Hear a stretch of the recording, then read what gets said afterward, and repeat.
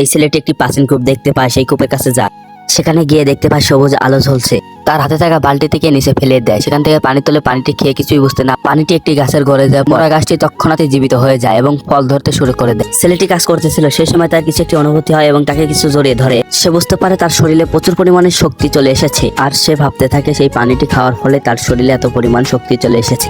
সাথে সাথে দৌড়ে সেই কূপের কাছে চলে আসে। সেখানে দেখতে পায় আঙ্গুর গাছে আঙ্গুর ফল ধরে। এতগুলো আঙ্গুর ফল দেখে ছেলেটা অবাক হয়। সেখান থেকে একটি আঙ্গুর ফল পেরে খায়। সে বুঝতে পারে আঙ্গুর ফলটি অনেক সুস্বাদু খেতে। ফলগুলো গাছ থেকে পেরে সে বাজারে বিক্রি করতে নিয়ে যায়। বাজারে এসে ফলগুলো রাখতেই দেখে অনেক লোকজন এসে আছে। সেই ফলগুলোর দাম লাগে 40। তার আগে তোমাদের ছবি সুন্দর মনে হলে লাইক এন্ড সাবস্ক্রাইব করে দিও। সবাই ভাবে এই লোকটি পাগল, তাই দেখে এত দাম চেয়েছে সাধারণ একটি ফলের। পাশের লোকগুলো তো হাসতে থাকে। সেই ছেলেটি একটি করে ফল সবাইকে খেতে দেয়। সবাই খেয়ে বলেন ফলটা কেমন। সে ফলকে বুঝতে পারে আসলে ফলটি খেতে সুস্বাদু, আর পাখির লাগান উড়তে থাকে। আর যত সমস্যা ছিল সবকিছু সেরে যায়। ফলটা অনেক ভালো এবং খেতে অনেক সুস্বাদু। এই কথা বলতেই সবাই ফলটি নেওয়ার জন্য সবাই মারামারি করতে থাকে। এদিক দিয়ে একটি কোম্পানির ম্যানেজার যাচ্ছিল। সেও ফলগুলো কিনে নিয়ে তার বসের কাছে। তার বসও ফলগুলো খেয়ে বলতে থাকে অনেক ভালো এবং সুস্বাদু খেতে।